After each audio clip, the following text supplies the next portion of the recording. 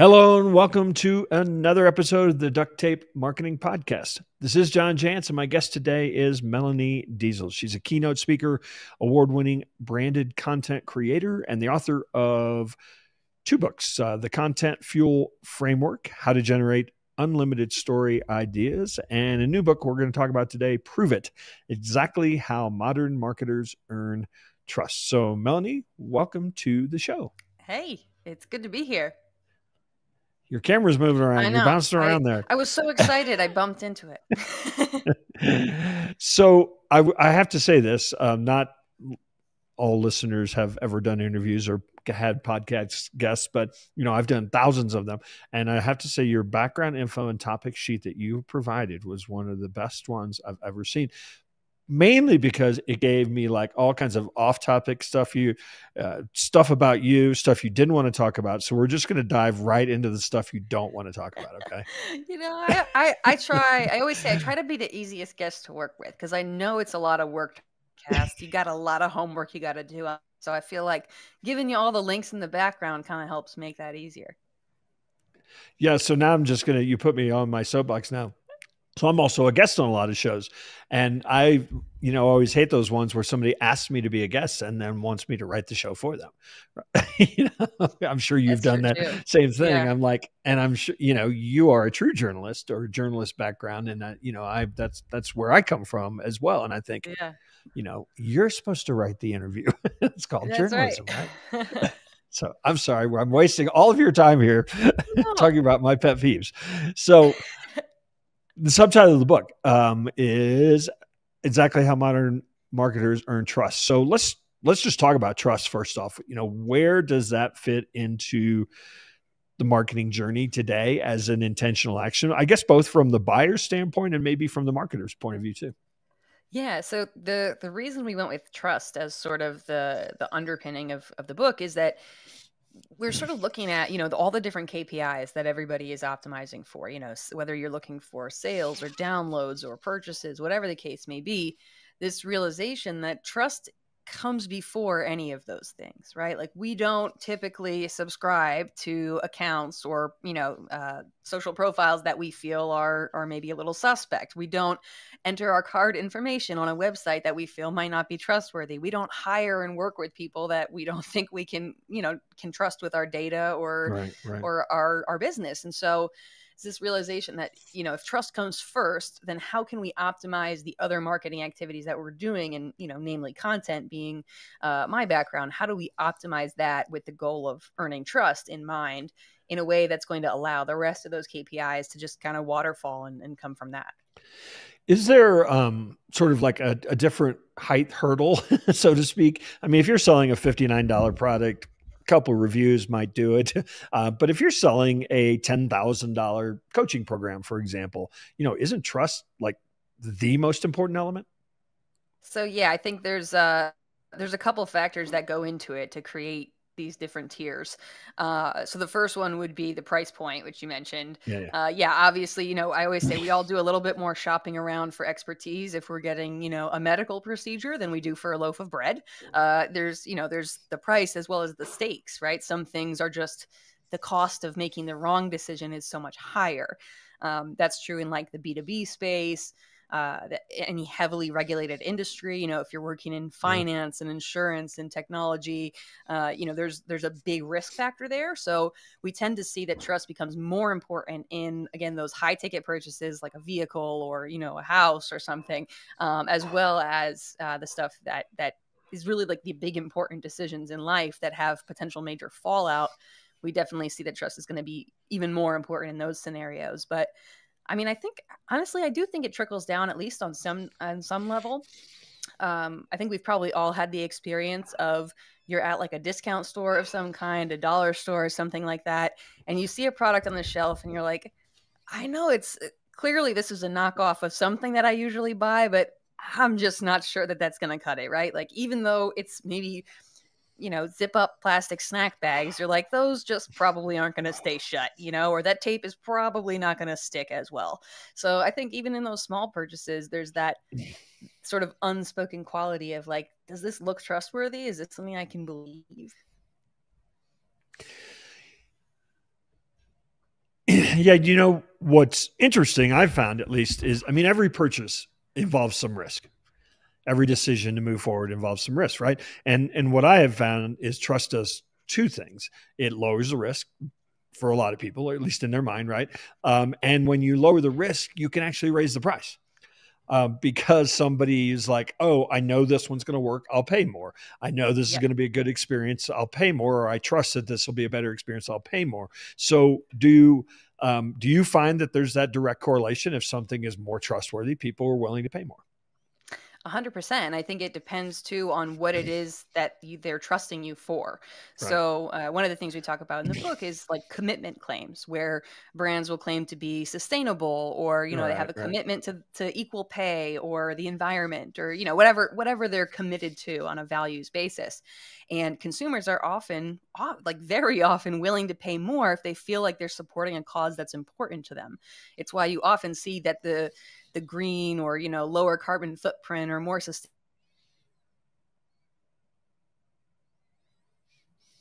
will feel like that's important to me, and I'm willing to pay out. And I think we see that for a lot of different things, but particularly for commitment values, where it's like I'm aligning my identity with something that this brand is committed to. Definitely willing to open the wallets there. Essentially, if I want to boil the book down to about, 5 words, don't tell it, show it. I mean, when people talk about trust, I mean, it's like, no, trust me, Melanie, really, you can trust me, right? I mean, that doesn't go very far. So talk a little bit about that aspect of what you're suggesting.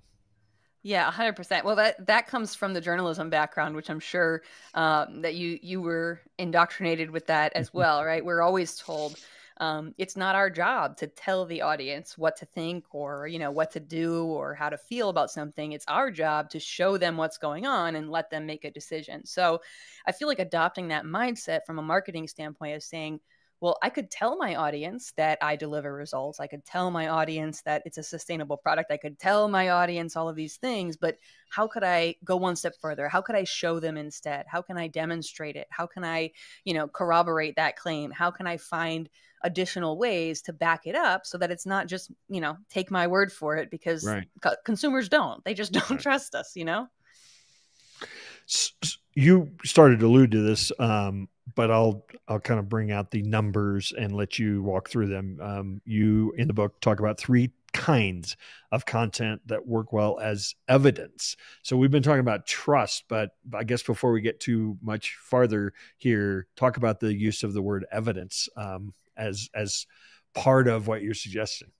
Yeah, so I use sort of like a light legal throughout the book, kind of sprinkled throughout, because I think we're all familiar with, some of the catchphrases of like TV courtroom dramas and things like that. And, there's always this idea, you've got to bring the evidence. Like, where's the evidence, right?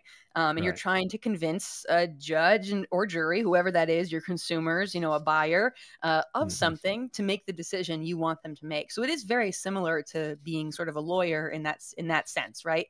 And so the idea with evidence is we're making these claims, and it's our job to produce the evidence that helps our audience come to the right conclusion, make the right verdict that they can trust us.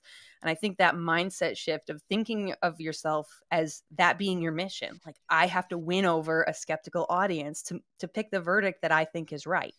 I think that kind of mindset shift is helpful, because it kind of just points you toward understanding, like, I need to look for evidence in all the different places where it may be. If you think of a courtroom drama, you've got the human folks coming in. That's the corroboration. You bring the demonstration, photos or videos or, those kinds of things. And then you bring in experts who can educate the audience, because, the average jury doesn't know anything about blood spatter patterns or, whatever else, evidence you're bringing in. And they hope you don't either, right? That's true, right? Well, and hopefully, hopefully none of our marketing involves pattern. Really, what we're trying to back up our claims with experts and witnesses. We're trying to demonstrate all of that through stories and documentation, and then we're trying to educate the audience, coach them and help them understand the information so that they can then come to that conclusion.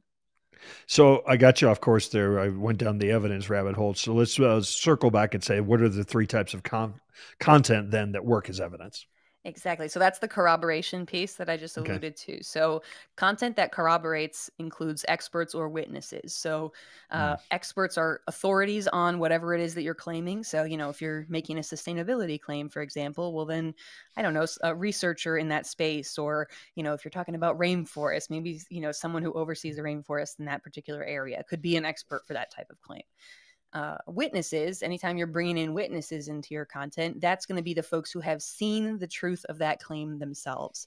So that could be past customers, could be testimonials from clients. It could be, if the claim has to do with your employees or your commitment to the community or whatever else, who are the people who can speak to the fact that those claims are true? And that, again, much like in a courtroom, it's your way of saying, you don't have to take my word for it. Take these folks' word for it, right? I've got people to corroborate these claims. So that's the first type. The second one is demonstration. So whereas corroboration is sort of, you don't take my word for it, you have these folks' word. Demonstration is, you don't have to take my word for it. See with your own eyes. Like, you can see it yourself. The best sort of example to bring it to mind immediately is every infomercial or direct QVC style product, right? Where they have like the side by side showing the two products doing what they do. And one is clearly better. You don't have to believe me that this product, has more suction and cleans your carpet better. You can see from the dirt left on the other carpet that ours does a better job, right? Yeah. So, Bounty. I'm thinking of Bounty towels, there right? You go. Yeah. There's another great example. Yeah. Or especially like cleaners of all kinds, when it's like, the half of a stain treated with one thing and half with the other. Right. So, that's a little kitschy. It might not be exactly what we want to do with our brand, but the sort of like a B2B equivalent is, you often see a demo of a product, right? And that demo is saying, we're telling you this is easy to use, that it has a simple interface. Here, let's walk through the product. Let's show you how simple it is.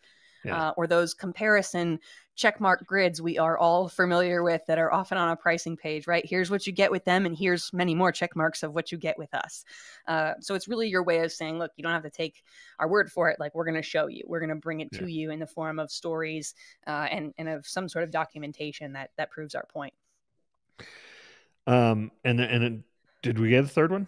The third one is education. So this one, we hinted at before, but the education pillar is this like acknowledgement that in many cases, the audience that we are trying to convince doesn't have enough information to make that conclusion at all. So in addition to corroborating our claims and demonstrating our claims, we probably need to provide education around those claims as well.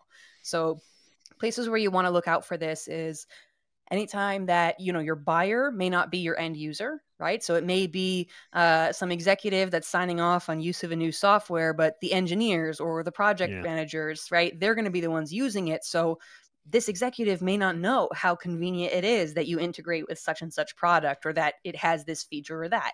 So you need to provide that education to help them understand why those claims are important.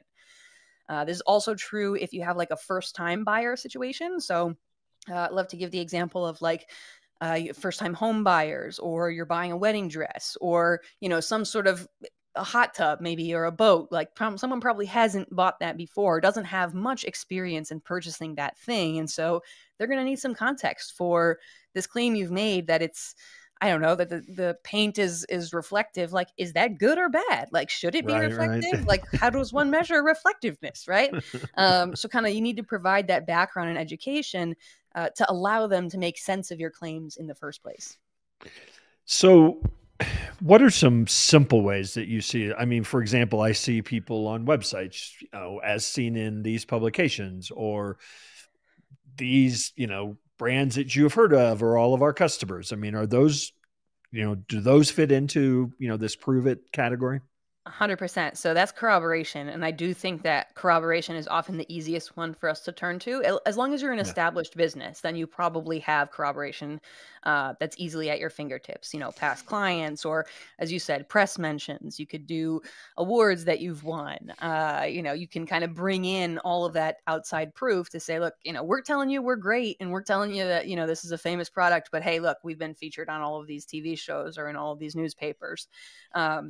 This is something we see a lot with restaurants, if they say like reviewed in the New York Times, or books often say like Wall Street Journal bestseller, right? That's the corroboration. Like, I'm telling you my book is good, but you don't have to believe me because like the Wall Street Journal said so. So those kinds of things can be really helpful. And again, I think most businesses, as long as it's established and has some sort of history at all, probably has past clients or employees or colleagues and partners that you could be calling on to provide some corroboration. And you also talk about certain types of claims that businesses frequently make that just flat out need proof. That it's not going to be a benefit claim. It's not going to do you any good unless you can show proof. What are a couple examples of claims that fit into that category? Yeah, so there's a couple different categories of claims that like most businesses are making in some capacity. So a competence claim would be one of those, right? We're all talking about how we do well at whatever it is we do, right? We're pitching something, we're going to deliver these results, we're going to achieve this outcome, right? That's a competence claim. I know what I'm doing. And those can often be really well corroborated, by past clients or something similar. We also have comparison claims, which we kind of hinted at before. So this is like, how do we stack up to the competition or to other solutions that are available, or to not doing anything at all? Like, what is our offer in comparison to the others, and how do we perform? We talked about commitment claims a little bit early on, and that could be, again, commitment to your customers, commitment to your employees, commitment to a value or a cause. Those often need quite a bit of evidence, even more so than some of the others, again, because it's so tied to identity. If someone is, they pride themselves on, equal rights or pay equality or sustainability, like this is something that feels core to their identity. And the level of betrayal that comes when, we've all seen the fallout, the PR scandals, when supposedly in favor of a particular cause, and it comes out that the truth is not so. So those claims definitely need a lot of proof. The others would be convenience, which I think convenience claims are actually some of the easiest to prove. When we're talking about convenience claims, that's things like speed, ease of use, affordability, because most convenience claims can be quantified, which makes them really easy to measure and really easy to prove, right? It either costs less or it costs more. Like, there's a number there, right? It's very objective. It's either faster than that or it has a slower timestamp. Like, that's pretty objective. So convenience claims tend to be pretty easy to prove. But on the other end of the spectrum, I think are connection claims. And connection is really about it's the relationship side of things. That's, you're not a number, you're a name. The Olive Garden, when you're here, you're family, right? That idea that they have a deep connection either to their customers or to the local community is another common one, like our connection with our community. So those are often a little bit harder to prove, if only because there's no officially recognized connection scale that I'm aware of, right? So it's more subjective in many cases, and that means you have to rely more on corroboration and storytelling of that connection to try to prove it out. My father-in-law's favorite restaurant was Olive Garden, and I can just tell you that I went to Olive Garden a lot more than I care to, and I didn't feel like family there. Sorry. Oh, no. All right. What about throwaway claims? I get pitched by the number one XYZ, award-winning this, and leading X globally all the time. To me, I don't know, maybe there is some proof behind them, but they just feel like throwaways to me. So that's exactly that is a claim without proof. And that's what we're trying to avoid. And that's honestly, I feel like that's the trap, right? Because it's very easy, particularly if you're writing copy, it's easy to get carried away and just start throwing adjectives left and right, best, greatest, whatever.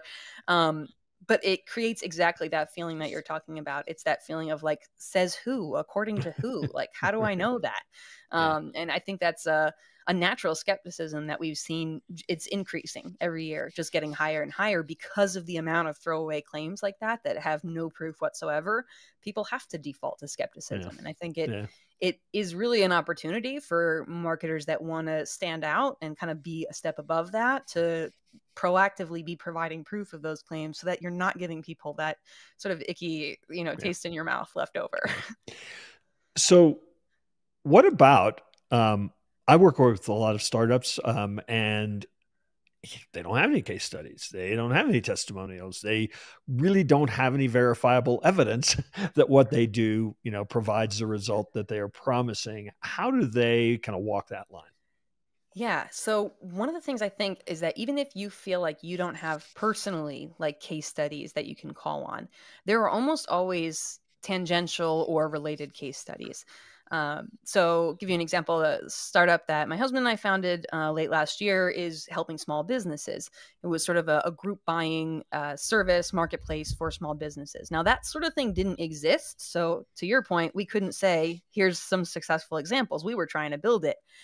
However, we could point to the fact that, associations have for a long time offered discounts to their members, that a lot of membership perks are really just combining the buying power of their membership and negotiating discounts in response. We could point to GPOs, group purchasing organizations, as an example of this sort of model that worked, and pull experts and studies and case studies from those spaces that sort of support the need for, where the gap is. And I think a lot of startups can do something similar. You're telling stories of people who have not had success because your solution didn't exist. Or people who would have had success had your solution existed, or people in similar industries who can say, I wish that this existed for XYZ industry as well. I think that kind of corroboration can actually be super powerful because it's showing the white space. And that business is called the Convoy. Where can people find your group buying business? Theconvoy.com. So if you're a small business, independent business, freelancer, theconvoy.com offers you free of charge discounts on products and services that you need to run your business. Just trying to support those small businesses that keep our country running. So I appreciate you stopping by the Duct Tape Marketing Podcast again to talk about Prove It. You want to tell people, I know they can find the book anywhere, but you want to tell anywhere else you want to invite people to connect with you? Yeah, well, hey, I always say my home base is my website, storyfuel.co, so .co. Storyfuel is where you'll find information about all the books, where you could buy them, how to work with me. You could find my social links if you want to connect with me online somewhere, and you'll find all that at storyfuel.co.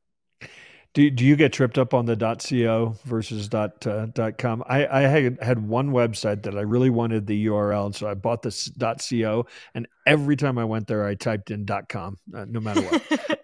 No, I don't, because it's been so long at this point. But yeah, it is always tough. Sometimes at this point in the internet, a lot of the good URLs are taken. You've got to innovate a little bit. Absolutely. Well, Mel, it was great catching up with you again. And hopefully we will see you one of these days soon again out there on the road. I hope so. Thanks for letting me share my story.